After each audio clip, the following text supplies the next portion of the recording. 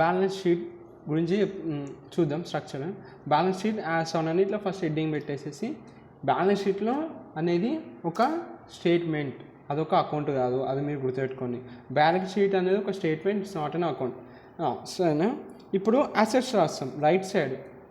ఏమిటి ఇప్పుడు అసెట్స్ రాస్తాం, లయబిలిటీస్ రాస్తాం. అసెట్స్ అంటే ఏవి? It may be fixed assets, liquid assets and intangible assets. Liquid assets అంటే ఏంటిది?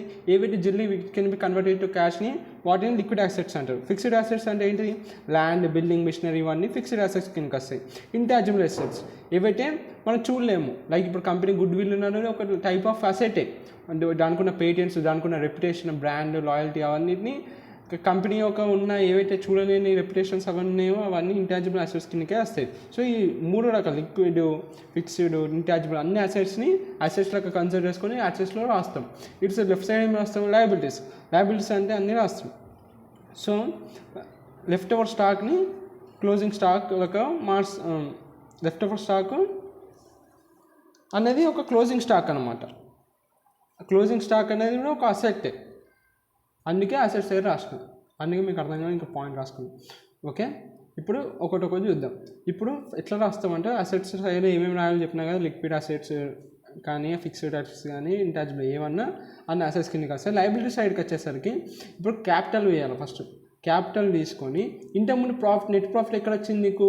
ప్రాఫిట్ అండ్ లాస్ అకౌంట్లో నీకు నెట్ ప్రాఫిట్ వచ్చింది కదా, అది ఇక్కడ రాయాలి.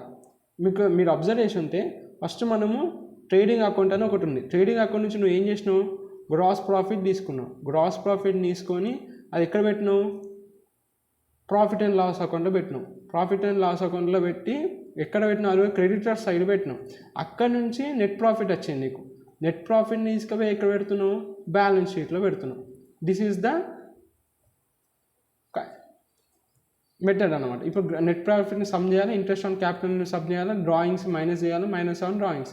ఇది గుర్తుపెట్టుకో. ఇప్పుడు ఓపెనింగ్ స్టాక్, క్లోజింగ్ స్టాక్ ఇట్లా గుర్తుపెట్టుకున్నావు ట్రేడింగ్ అకౌంట్లో, సేమ్ ఇవి కూడా ఇట్లా గుర్తుపెట్టుకో. బ్యాలెన్స్ షీట్లో నెట్ ప్రాఫిట్ని ఇంట్రెస్ట్ ఆన్ క్యాపిటల్ని సపరేట్ చేయాలి, క్యాపిటల్తో ప్రెస్ చేయాలి, డ్రాయింగ్స్ అండ్ ఇంట్రెస్ట్ ఆన్ డ్రాయింగ్స్ని సపరేట్ చేయాలి. సన్రీ డేటర్స్ ఇది ఒక లయబిలిటీ. సన్రీ డేటర్స్ అంటే ఇప్పుడు చూడు, when we sell a goods on credit based to someone is known as sundry debtors. Sundry debtors ఉంటారు, సన్రీ క్రెడిటర్స్ ఉంటారు. ఓకే, ఫస్ట్ మీకు సన్రీ డెబిచర్స్ అంటే చెప్తా. ఇప్పుడు మనం గూడ్స్ అమ్మినాక వాళ్ళు అన్ని పైసలు ఇవ్వలే మనకి, కొన్నే పైసలు ఇచ్చిండు. 30,000 నేను ఒక 30,000 గూడ్స్ అమ్మినా. నేను గూడ్స్ అమ్మితే నాకు వాళ్ళు 20,000 ఇచ్చిండు, ఇంకా 10,000 ఆపిండు. నాకు ఇవ్వలేరు కాబట్టి ఆ 10,000 అనేది అసెటే. నాకు ఈరోజు కాబట్టి రేపైనా వస్తుంది. సో ఇది ఒక అసెటే కదా. సో దాన్ని సన్రీ డెబిట్స్ అంటే, సన్రీ అంటే చాలామంది ఎక్స్ వై చాలామంది ఉంటారు కదా. సన్రీ డెబిచర్స్ అంటే వాళ్ళనమాట, మనకు పైసలు ఇచ్చేటోళ్ళు. పైసలు గూడ్స్ ఉన్నారు కానీ తీసుకుపోయినారు కానీ మనకి ఇంకా పైసలు ఇవ్వలేరు, వాడిని సన్రీ డెబిచర్స్ అంటారు. సో నాకు వస్తుంది కాబట్టి నాకు 10,000 తాట ఎప్పుడైనా వస్తాయి. సో అదొక అసెట్ కాబట్టి అది సన్రీ డెబిటర్స్. ఇప్పుడు దీనికి అపోజిటే సన్రీ క్రెడిటర్స్. మనం కంపెనీ అనేటోడు కొన్నాడు. ఇప్పుడు మనం కొన్నాం, ఇప్పటిదాకా మనము గూడ్స్ అమ్మి పైసలు ఆపినాం, పైసలు మన దగ్గర తర్వాత వస్తాయి. సో అది ఇస్తేనే అసెట్. ఇప్పుడు మనం కొనేసేసి అక్కడ బిల్లు 50,000 అయితే నేను 25,000 ఇచ్చిన, 25,000 ఆపిన. ఇప్పుడు అదొక అప్పులు అంటుంది కదా. 25,000 ఈరోజు కాకపోతే రేపని ఇవ్వాలి అడికి. సో దాన్నే అట్లా X%, Y% చాలా పర్సన్ దగ్గర డిఫరెంట్ పర్సన్స్ దగ్గర తీసుకుంటున్నాయి కాబట్టి సన్రీ క్రెడిటర్స్ అంటారు. సో నేను తర్వాత కూడా ఇవ్వాలి కాబట్టి అదొక అప్పు కాబట్టి అందుకే సన్రీ క్రెడిటర్స్ అంటారు. ఓకే, సన్రీ డెబిటర్స్కి సన్రీ క్రెడిటర్స్కి అర్థమైనా. తర్వాత నాకు పైసలు వస్తున్నాయి కాబట్టి అదొక టైప్ ఆఫ్ అసెట్ కాబట్టి దాన్ని అసెట్స్ కిందకి రాసిన. ఈ క్రెడిటర్స్ అయిన నేను ఈరోజు కాకపోయినా రేపు నాకు పైసలు ఇవ్వాలా. గూడ్స్ కొన్నా 25,000 రూపాయలుగా ఇచ్చి గూడ్స్ పట్టుకొచ్చుకున్నాను, ఇంకా 25,000 వాటికి ఇవ్వాలి 50,000 గూడ్స్లో. సో ఆ పైసలు థర్టీ ఇస్తాను అనుకొని తీసుకొచ్చాను, దాన్ని సన్రీ క్రెడిటర్స్ అంటారు. బిల్స్ నేను పే చేసాను, అది కూడా లయబిలిటీ. అవుట్ స్టాండింగ్ ఎక్స్పెన్సెస్, అది కూడా liability. Income received in advance, income కొంచెం నాకు అడ్వాన్స్ అయినా వచ్చేసింది, అది కూడా ఒక లయబిలిటీ.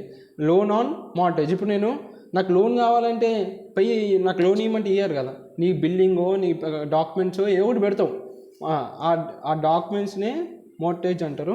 సో అవి బిల్డింగ్స్ ఏవో ఒకటి నీ ప్రాపర్టీ పెట్టి లోన్ తెచ్చుకుంటావు, సో అది ఒక అప్లై చేస్తున్నావు కదా, దాన్ని లోన్ మోర్టేజ్ అంటే ఇది ఒక లయబిలిటీ కిందకి వస్తుంది. బ్యాంక్ లోన్స్, ఆ ఓవర్ డ్రాఫ్ట్ ఉన్న దానికంటే ఎక్కువ తీసుకున్నావు బ్యాంక్లో, దాన్ని ఓవర్ డ్రాఫ్ట్ అంటారు. బ్యాంక్ లోన్ అవన్నీ లయబిలిటీ కిందకి వస్తాయి. రిజర్వ్స్ అని ఉంటుంది, ఆ రిజర్వ్స్ కూడా మనము లయబిలిటీ కిందకే కన్సిడర్. రిజర్వ్స్ అంటే ఏంటంటే ఇప్పుడు ఏదైతే ప్రాఫిట్ నాకు లాస్ట్ ఇయర్ వచ్చింది దాన్ని రిజర్వ్స్ అంటారు, దాన్ని లయబిలిటీ కిందకే కన్సిడర్ చేస్తాం. ఓకేనా, ముందు ఇయర్లో వచ్చిన ప్రాఫిట్ని సప్రెస్ చేసి పెట్టుకున్నా, దాని తర్వాత ఎప్పుడైనా వాడుకుంటుంది, దాన్ని లయబిలిటీ కిందకి వస్తారు, దాన్ని లయబిలిటీ. ఓకేనా, ఇది చెప్పేసేసిన. ఇది ఇప్పుడు మనం బ్యాలెన్స్ షీట్ గీద్దాం.